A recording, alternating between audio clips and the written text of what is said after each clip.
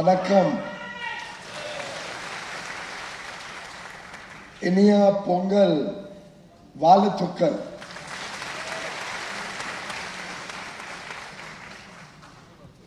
I warmly wish all of you and my brother Gurumurthy ji and all the distinguished dignitaries on the dais, off the dais. We have Tamilisai ji here, former governor. I'm indeed very, very privileged to be in Chennai, to be in Tamil Nadu on this auspicious occasion of Pongal, when we celebrate gratitude, we celebrate prosperity and the harmony between nature and humanity. It's a very vibrant city which embodies Tamil Nadu's rich cultural heritage and intellectual brilliance. And what can be a better platform than Thuglak to be able to speak to an intellectual audience like all of you. In fact, this is a celebration of the remarkable journey of the Thuglak magazine, a beacon of intellectual discourse and fearless journalism for over 5 decades now. With its sharp wit and biting satire, it has consistently illuminated the most pressing social and political issues. Thiru Cho Ramaswamy ji was truly an extraordinary, gifted and multifaceted personality. He was a writer, dramatist, journalist, political commentator, humorist, and also an artist. During the emergency, while most others fell silent, Thuglak dared to publish with a black cover, exposing the darkness of the authoritarian regime of Srimati Indira Gandhi. Friends, I'm indeed very, very happy that Shri Gurumurthy ji has continued to lead Thuglak magazine true to the spirit of Cho Ramaswamy ji. He has kept up his legacy. He continues to challenge corruption, and with a sharp intellect, he fights against authoritarianism, he fights against appeasement politics, he fights against dynastic rule. Whether it is exposing the Bofors scam, and we all remember his huge contribution to the fight against corruption, where he exposed Rajiv Gandhi ji's corruption as a young journalist, and whether it is continuing to lead the fight in Tamil Nadu against dynastic rule, his contribution will play a very important role in the future of Tamil Nadu, in the future of our motherland Bharat. The fearless spirit of Thuglak in standing steadfast against authoritarianism embodies the very essence of a thriving democracy. This same spirit resonates with India's journey as seen in the historic 2024 elections. In fact, friends, last year, nearly 70 democracies, 70 countries with democratic governments went to the polls, representing a very large span of humanity across the globe. Only 17 governments out of 70 were re-elected. Only 17. And within that, India stood out. Not only because 65.7% of our people, 2/3 of our voters went out there to vote, which is a record by itself in a national election, But more important, and in fact the global average is about 61% last year. We were 65.7%. But more importantly, the world's most populous democracy re-elected Prime Minister Narendra Modi for the third consecutive time. The people of India voted for stability and continuity. The people of India trusted their fate, their future, and the future of their families and children with Prime Minister Narendra Modi. Friends, I have also served in the Rajya Sabha for 14 years, but I can share with you that I feel so deeply humbled and joyous that I have got the opportunity to represent North Mumbai in my first Lok Sabha election this year. The deep connect you get with the people when you get into the people's mandate is something special. And I've learned so much in the last 7 months as a Lok Sabha member of Parliament. I've been able to do so much to give back to my Janma Bhumi and my Karma Bhumi that I do feel privileged, and I would like to acknowledge and thank every one of the citizens of India, every one of you, for the trust you have reposed in Prime Minister Modi and all of us in his team. If you look at this mandate, it's a testament of the people's trust in a vision that prioritizes development and preserves the cultural identity of India. Prime Minister Modi says, Vikas bhi or Virasat bhi. It is equally important to develop, but equally important to preserve our culture, our traditions, our family value systems, our heritage, and therefore this result is a reflection of the rejection of dynastic politics, the rejection of appeasement politics, and the rejection of corruption that several parties came together and represented. The people of India did not trust anybody but Prime Minister Narendra Modi. They have embraced Sushashan, good governance.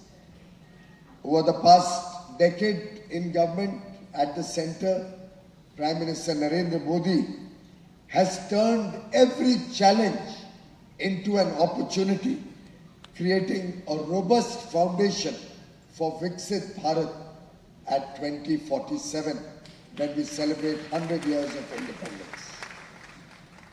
This remarkable rise over the last 10 years is not by accident.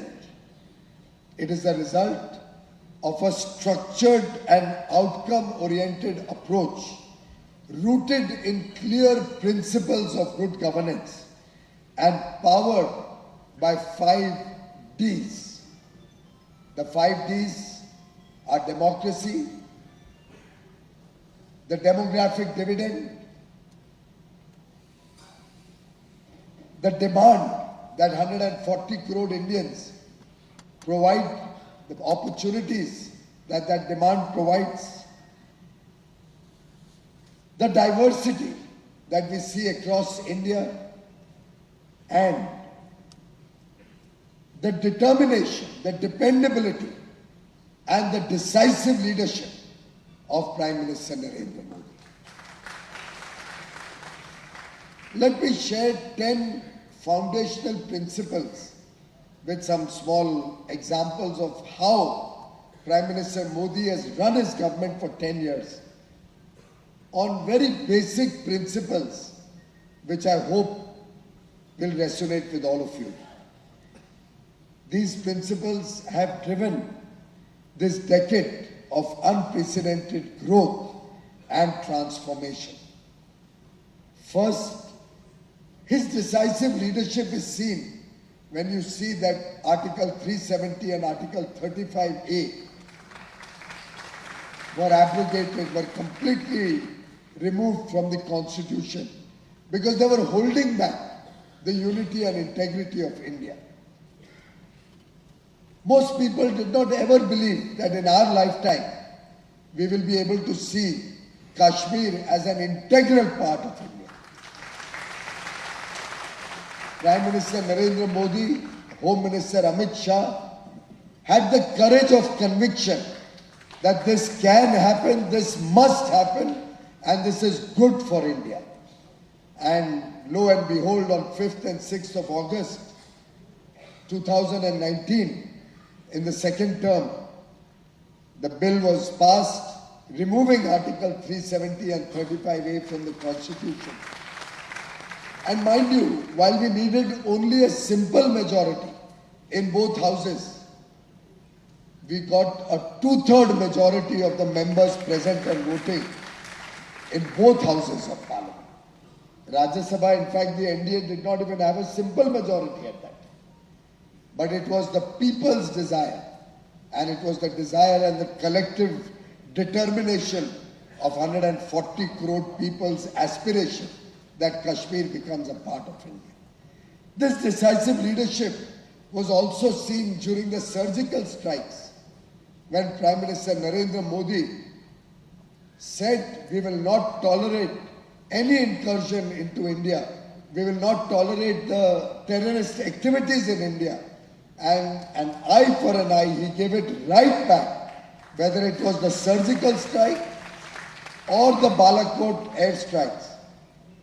After that, terrorism has continuously seen a decline. That is the only language that decisive leadership can give to terrorists. Friends, the second principle that this government has focused on is a root cause analysis. We do that in management all the time. Prime Minister Modi goes to the root of the problem. जड़ों में जाते हैं, समस्या के जड़ में जाके उसका समाधान करना. When you go to the root of the problem, your work will result in multifaceted and multidimensional benefits. I'll share a small example. I was the power minister in 2014, and India had regional grids, southern grid, western grid, eastern grid, northern grid. In fact, when we came into government in 14, just a few days before that, there was a huge outage of power all across the northern parts of India. One journalist had written an article saying that my entry into the power ministry was baptism by power, baptism by outage. That was the severity of the outage, power outage. We had gone into darkness in most parts of North India. Also, during those days, southern India had a huge power shortage. And at peak hours, Tamil Nadu, Telangana, Kerala, Andhra Pradesh, most of the southern states used to buy power in peak hours at 11 rupees, 12 rupees per kilowatt hour, per unit of power. Even my state of Maharashtra was paying 8-9 rupees during peak hours. Whereas in northern India, we had sufficient power, in fact, excess power, so that even in peak hours, power was available at 2.5-3 rupees. Prime Minister Modi ordered that let's do an interconnection of all the grids of India so that power flows from the north to the south. And friends, within 3 years, we interconnected all the grids, and the power cost in northern India and southern India became exactly the same. At 3 rupees, you could get power in southern states of India, because of which we could ensure the farmers, businesses and the people can enjoy 24/7 power through the length and breadth of the country. That also had another dimension. It helped the massive growth of renewable energy. We have just celebrated crossing 200 gigawatts of renewable energy in the country. This was possible because of this national grid Otherwise, intermittent wind and solar power, you cannot absorb in regional grids beyond a point. But because we now have a national grid, we can absorb much greater degree of intermittent power in the afternoon, solar power comes, in the evening wind power comes. Some days it is there, some days it is not there. It can only go in when there is a sufficient base load, and that could happen when we interconnected all the grids. Incidentally, see how the multidimensional benefits come. Because we now have an interconnected grid and we have such a substantial amount of renewable energy, the world is looking up to India to set up data centers in India. They want green data centers, they want highly reliable power. No other country has such a large interconnected grid, and therefore they are interested in coming and investing in India.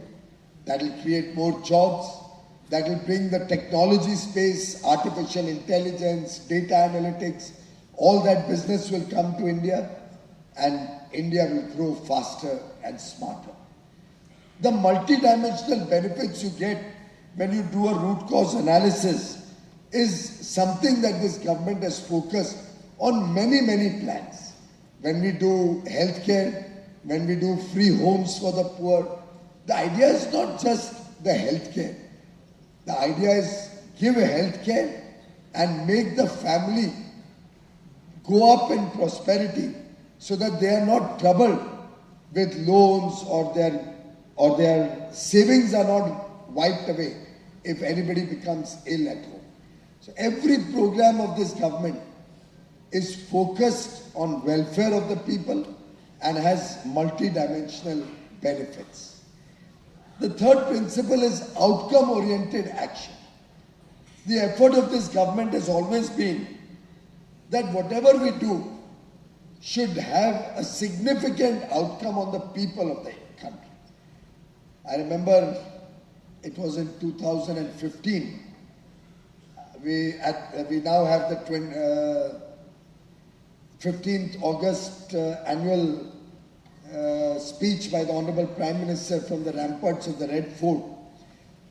On 15th August 2015, while giving his address to the nation at the Red Fort, the Prime Minister announced that within 1,000 days, he will make sure that even the remotest village of the country, every village in the country which did not have power, he will make sure that power reaches those villages. And he gave a timeline of 1,000 days.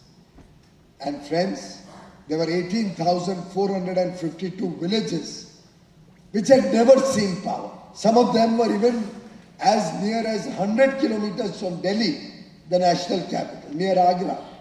Some of them were on mountain tops. Some of them were in the deep jungles and forests where Naxal activities at that time used to exist.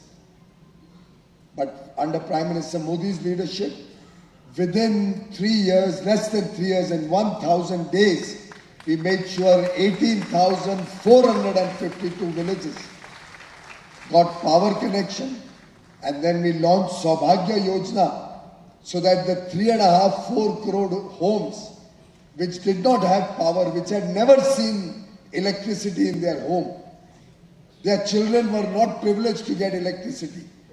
That many of them used to study at the railway station or study under a solar lamp. We made sure that every willing household gets 24/7 electricity, and no child in this country is ever deprived of his ability to educate himself, to study and become a good citizen of this country. Sometimes I used to wonder, why did the Prime Minister give me the power ministry? But then I think it's possibly because he knew that my father had to study under a street lamp when he was doing his preparations for engineering college. Maybe it was a debt of that I had to pay back, and that is an opportunity for which I'll always be grateful to the Honorable Prime Minister. And all the programs have to be time-bound. Time-bound execution has been his hallmark. This was completed in 1,000 days. No delays. And projects are monitored. Projects are monitored at the ministerial level. We have a project monitoring group in our ministry which monitors all the infra projects. Then we have a Pragati program where Prime Minister monitors projects to make sure that projects get completed in a time-bound fashion. The rule of law and transparency has been another hallmark of Prime Minister Modi's good governance. All natural resources are auctioned today. Started with the coal mines. You may remember Coalgate, the scandal where 186 coal mines were handed out to friends and relatives and party supporters free of cost, without due process. Prime Minister Modi changed all the rules. The Supreme Court struck down all these irregular coal block allotments. Prime Minister Modi brought a new law, and now no natural resources, whether it's the telecom scandal, which Tamil Nadu people know very well, or Coalgate, all of that is in the history books now. Every government natural resource is auctioned, and the benefit of the auction money goes to serve the people of the country.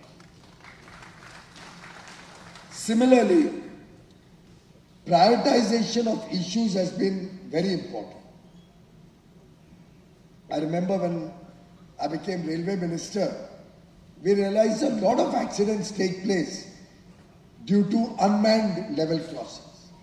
So we decided in the railways that in a time-bound manner, we will eliminate all the unmanned railway crossings in the country. And it was a difficult task. The officers were feeling challenged. But once Prime Minister Modi makes up his mind, he makes sure it happens.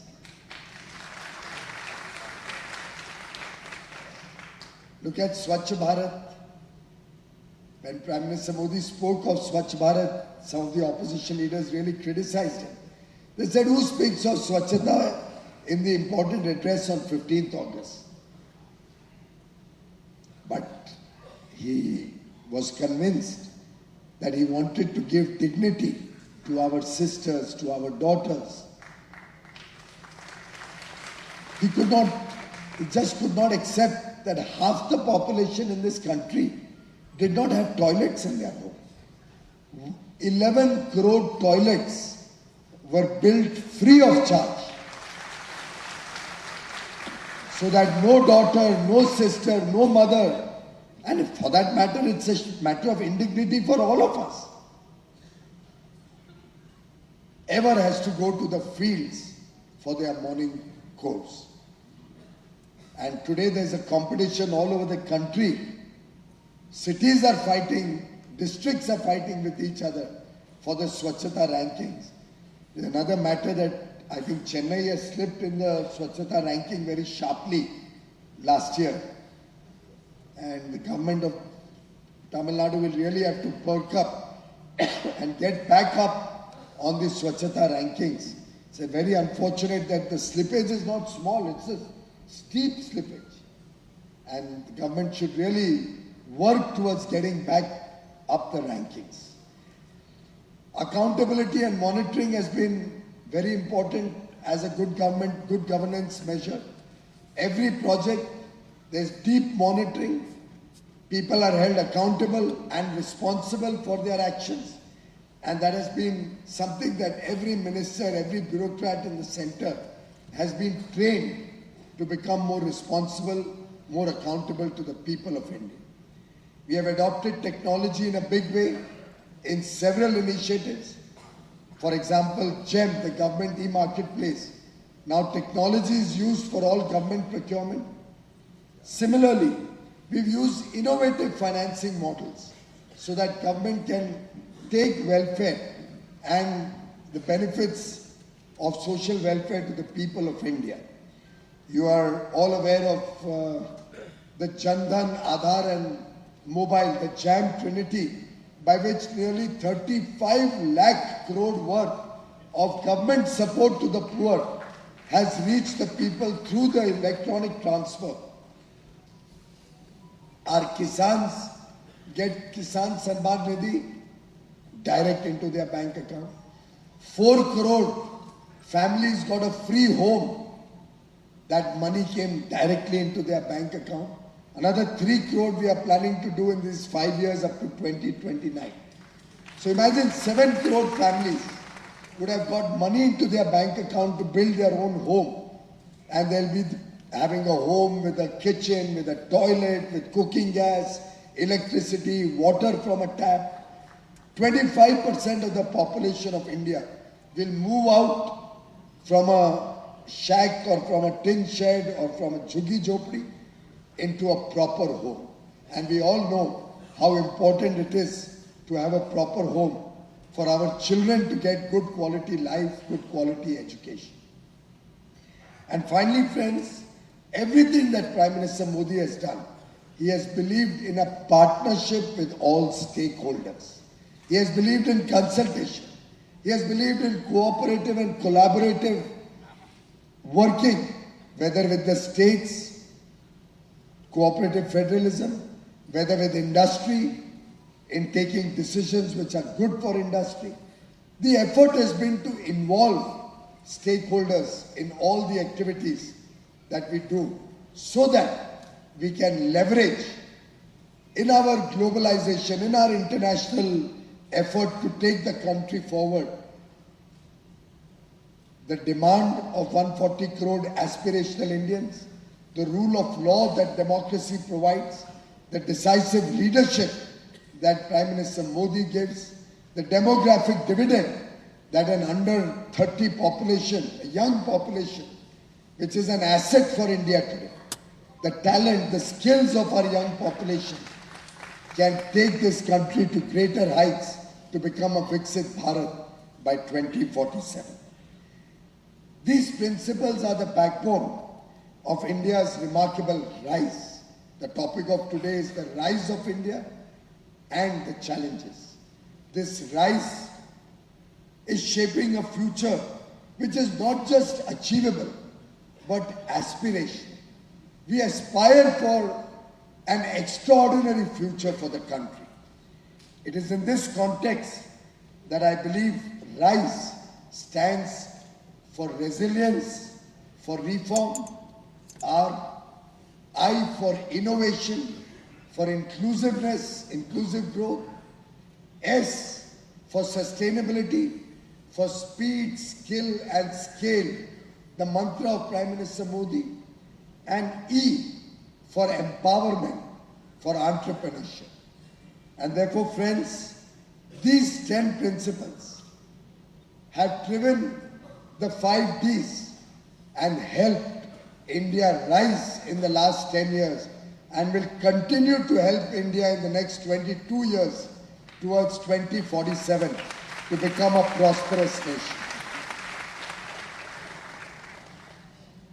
There are 6 areas that I'll briefly touch upon in which India's rise and our global foray can be seen. 1, India's rise in global leadership. 2, economy, manufacturing and investments. 3, innovation. 4, entrepreneurship.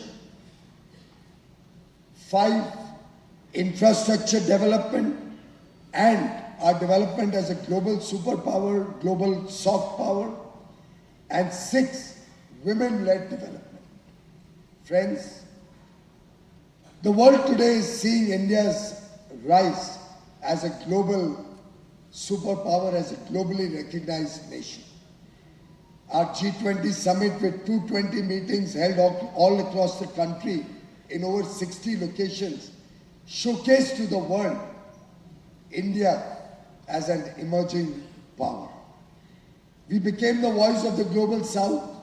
We brought Africa and the African Union as the 21st country in the G20. Our theme, Vasudhaiva Kutumbakam, the world is one family, resonated with all the global leaders. And our theme, one world, one future, one family. And friends, the 27-foot Nataraj statue at Bharat Mandapam, which you must be seeing, showcases Tamil Nadu's rich cultural heritage, which the whole world saw at Bharat Mandapam during the G20 summit. In fact, when humanity faced the worst crisis of COVID, India became the first responder. And through our Vaccine Maitri program, we provided free vaccines to over 150 less developed and developing nations.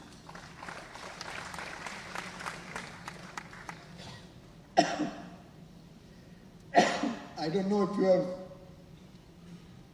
noticed, Prime Minister Modi is one of the most awarded leaders in the world today. 19 nations have given him the highest civilian honor of their nation. 19 nations. And for those of us who get into more detail, 8 out of those 19 nations are Muslim majority nations. 10 nations are Christian majority nations. And 1 nation is a Buddhist majority nation. I think there can be no better rebuttal to the false narrative that some people try to spread against India, against Prime Minister Modi. He is the most inclusive leader with true secularism, who doesn't believe in appeasement politics, who believes in sabka saath, sabka vikas. 140 crore Indians, irrespective of caste, creed, religion, language, all have received benefit. All have been treated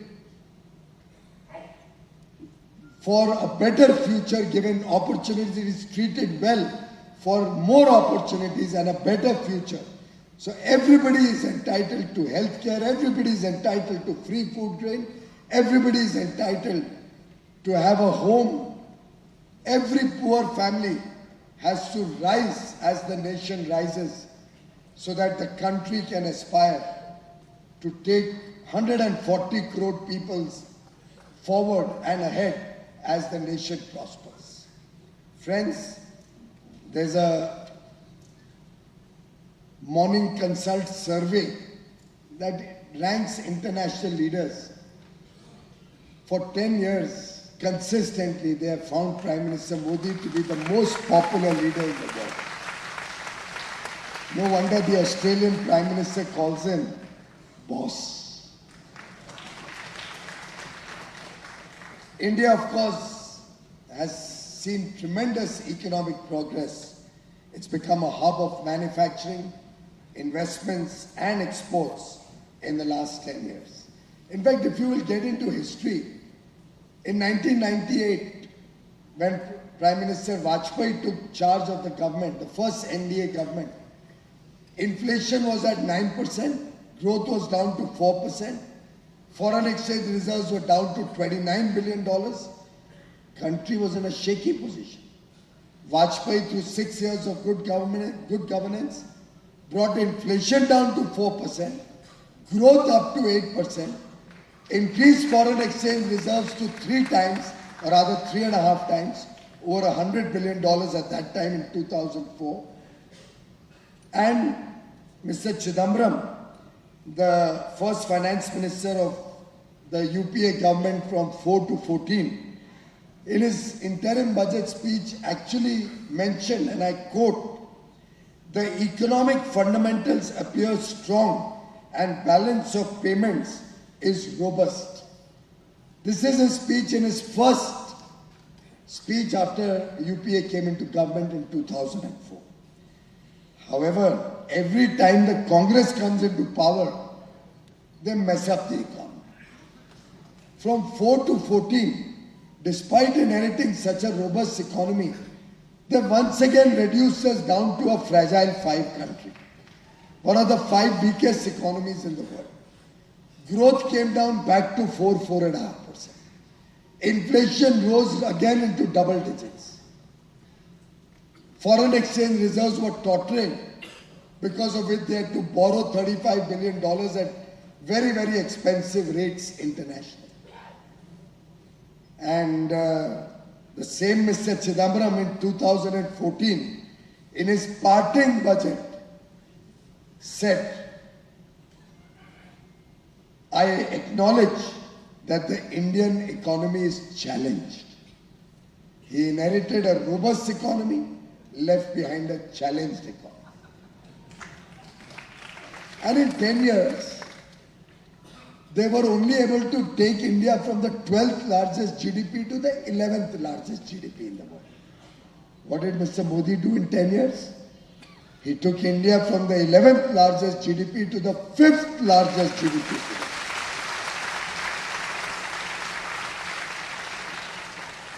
Mr. Chidambaram, in his final interim budget of 2014, had predicted, and I quote, while he was giving his vision for the future, of course he didn't know that he will have no role to play in the future.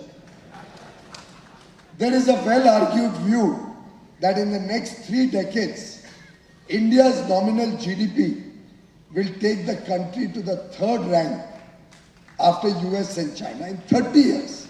So in 14, he had predicted it will take India 30 years to become the 3rd largest GDP. And he was very proud about it.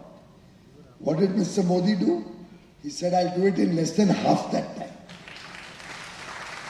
And I assure you friends, by 2027, India will be the world's 3rd largest economy, ahead of Japan and Germany. In only 13 years, not 30. That is Prime Minister Modi's commitment and courage of conviction. I'll give you just one small example. While we have done a number of areas of improvement, look at the banking system. What did we inherit? A broken banking system. The PSU banks were losing 85,000 crores in a year when we came into government. Gross NPAs and restructured loans had gone up to 12 or 13%. Last year, State Bank alone made a profit of 61,000 crores. Only State Bank.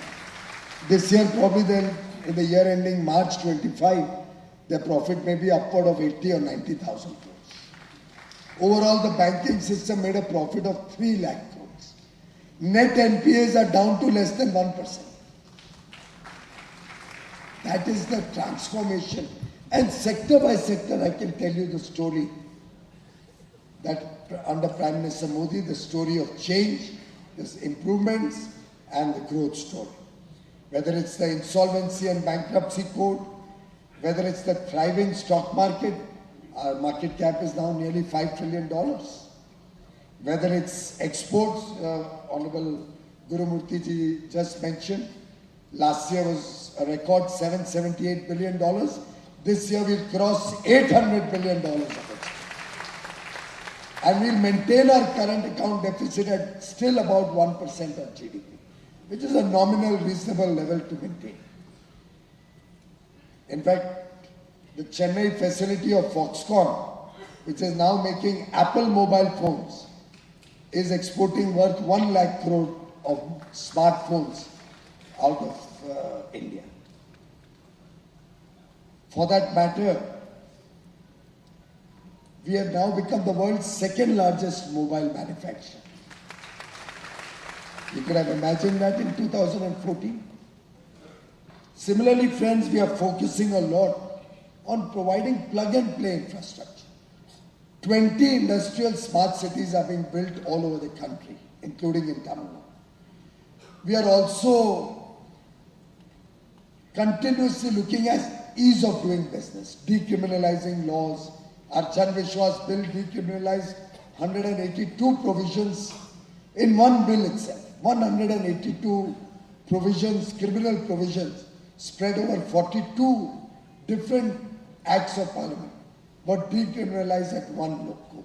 Now we are coming up with Jan Vishwas Bill 2. And what is Jan Vishwas? People trust Narendra Modi, therefore Narendra Modi trusts the people of India. That is the Jan Vishwas thing. Why should people have to go to jail or be threatened with jail for small mistakes? We are trying to decriminalize as many laws so that people can sleep at peace, do their work at peace, they can trade, they can run MSME and not be worried about draconian laws. Similarly, we've reduced the compliance burden in about 42,000 areas. And our effort is to continuously reduce the compliance burden. If the states participate and support us, we can do so much more. I'd just like to mention one thing, friends. During COVID, India is one of those rare countries which met every commitment we made to the rest of the world, whether for supply of goods or for supply of services. We quickly moved into homes, even during the lockdown, got broadband connectivity into homes, but not for a minute did anybody have to suffer for discontinuity of our commitment. And therefore, the world today looks upon India as a trusted partner. Vishwasniya Sajedar, trusted partner. And because they trust India, newer technologies, newer businesses, 1,600 global capability centers have been set up in India. 1,600. Fortune 500 companies are setting up offices in India, both to invest in India, creating jobs in India, and India today is serving the world. India today is making for the world. India today is designing for the world. India today is innovating for the world. Friends, I'm also involved in a number of free trade agreements. We are not doing free trade agreements like in the past. Every agreement is after extensive stakeholder consultation. Extensive. The agreements are fair, equitable, and balanced. In fact, when I did the agreement with Switzerland, Norway, Liechtenstein, and Iceland, EFTA block of 4 countries, I asked them, what do we get? You're a small country. We are not getting enough in return for opening up our economy to you. And for the first time in the history of free trade agreements, we now have $100 billion commitment to invest in foreign direct investment from these countries, creating 10 lakh direct jobs and possibly 40, 50 lakh indirect jobs in return for the free trade agreement. So every agreement is made to suit India's national interests. And when an agreement does not suit our national interests, like the Regional Comprehensive Agreement Partnership, RCEP, which Manmohan Singh ji had tried to get India to join and had, I think, thrown India under the bus by getting involved in the RCEP negotiations. Prime Minister Modi in Bangkok on 4th November 2019 stood before 15 country leaders and refused to join RCEP because it was not in the best interests of our farmers, it was not in the interests of our MSME, it would have been a floodgate of Chinese goods coming into India, which he wanted to protect India from, and therefore we refused to join RCEP. India does international agreements on our terms.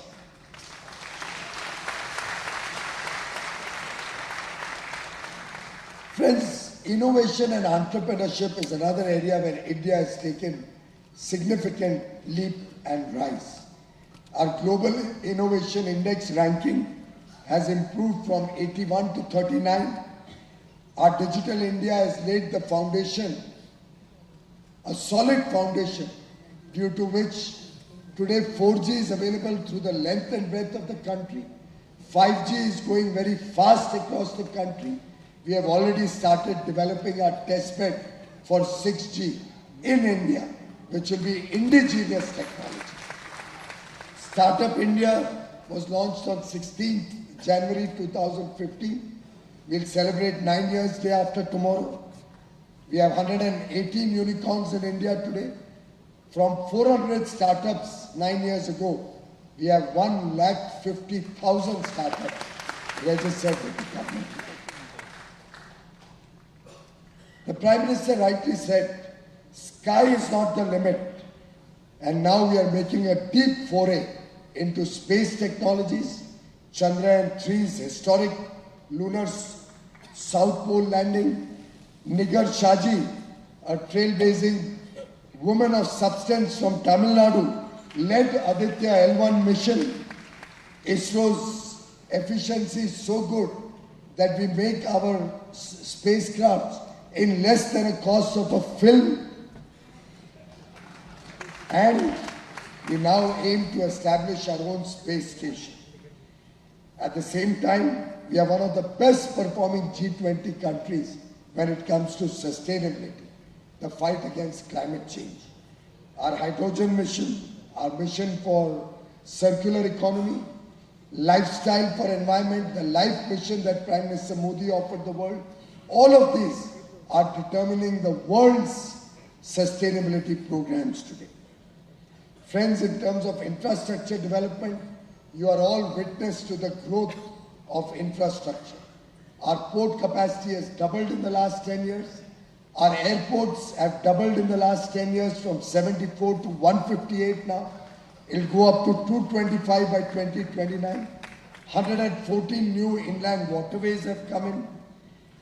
We have today a road network, a highway network, which is the envy of the world. The infrastructure in terms of metros, 1,000 kilometers of metros serving 25, 23 cities all over the country, making it the third largest, 23 cities, third largest metro network in the world. You have seen things like the coastal road in Mumbai, Atal Setu, 22-kilometer long bridge at the sea. There's Jozila Tunnel that is Asia's longest tunnel. World-class infrastructure is coming to India today. And this is what will define India's future growth story. This is what will attract millions of tourists to come to India and bring us foreign exchange. 100 Vande Bharats are already in operation. Sleeper Vande Bharat will be launched very soon. It's a story of continuous growth. 11 lakh crore rupees being spent on infrastructure in 1 year alone by the government. Friends, our rise as a global soft power has been seen by the whole world. Our achievements in sports, in culture, innovation. Look at Tamil Nadu's own contribution. Sathuranga, chess, we are the powerhouse. Your own legends, Vishwanathan Anand, and the rising stars like Kukesh, the youngest world chess champion, and the golden siblings, Pragnananda and Vaishali, make the whole country proud.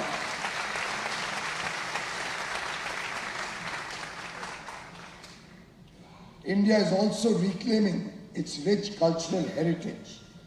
We have just celebrated on the 11th of January 1 year of the Pran Pratishtha of the Ram Mandir.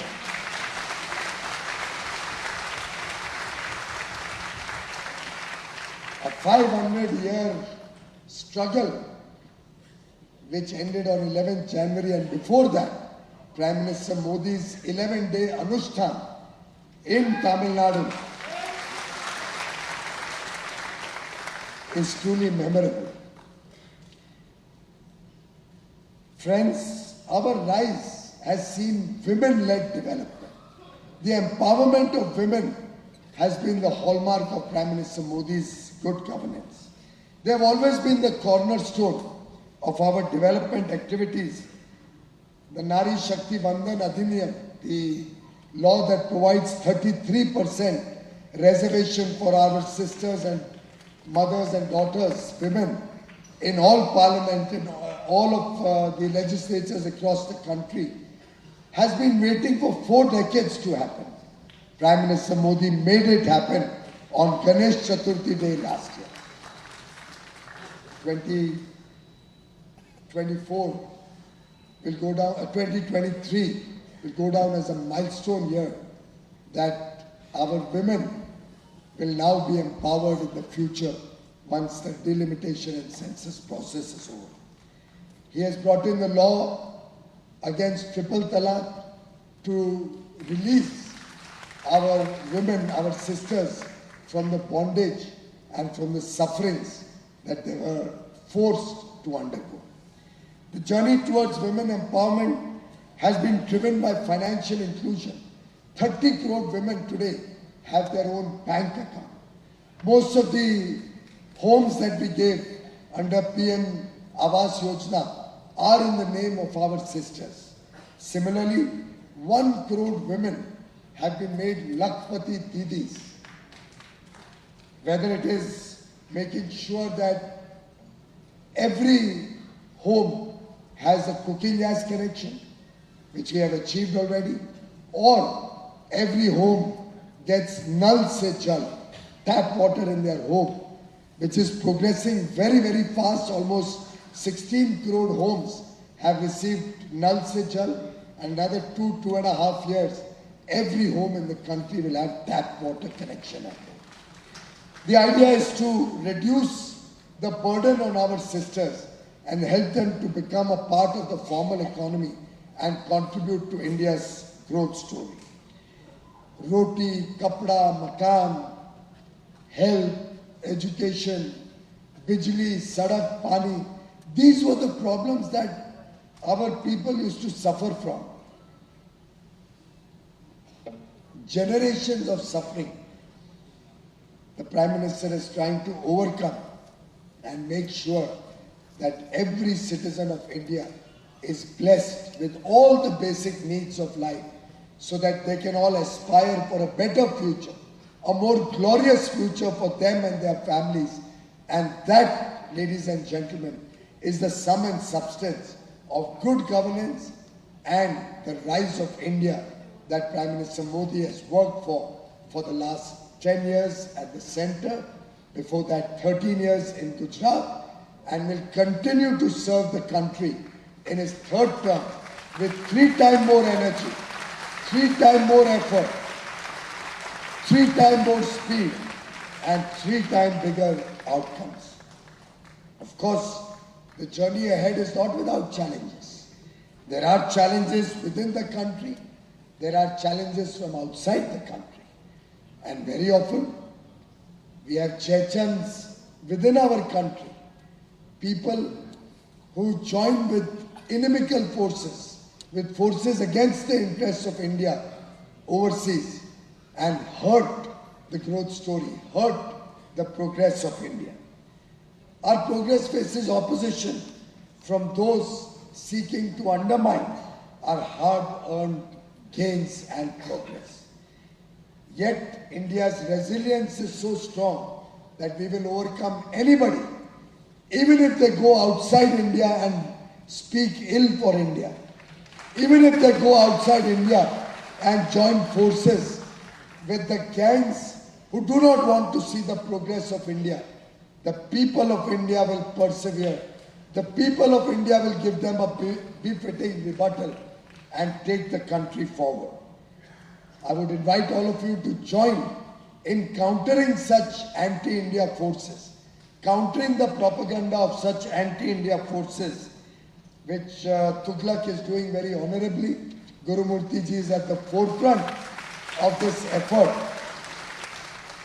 Every time there's a parliament session, there's an effort to disrupt parliament. Every time there is something good happening in India, they will try to disturb the economic progress of India. Let us all join forces, fight against these divisive politics, fight against the politics of appeasement, fight against the politics of identity, where they are trying to divide the country on religion, region, caste, or other grounds.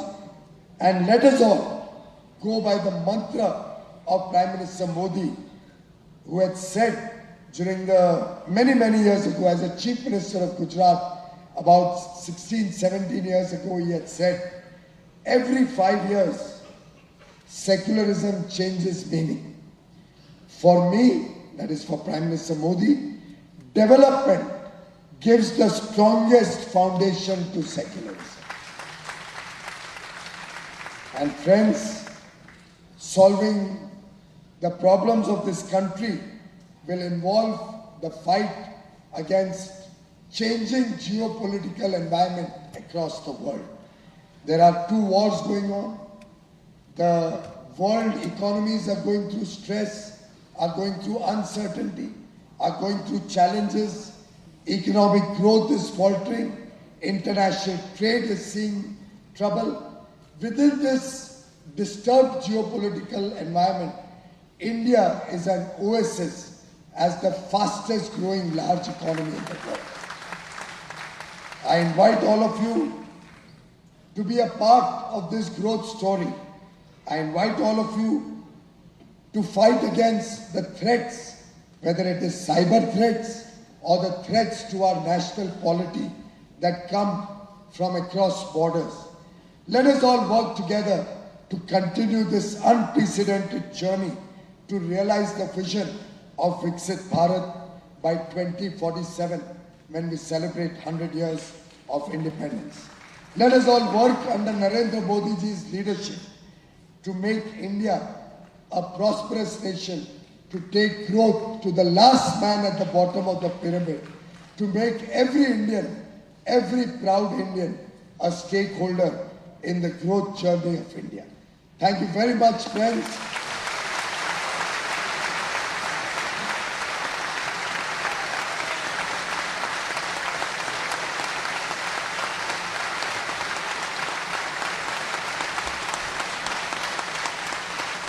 I want to invite all of you to give a round of applause for Mr. Gurumurthy,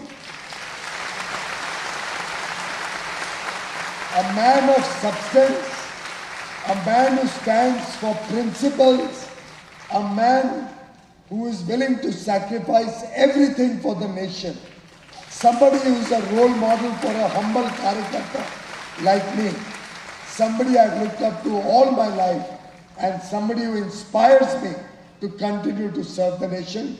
Thank you very much, Gurumurthy ji, for all this.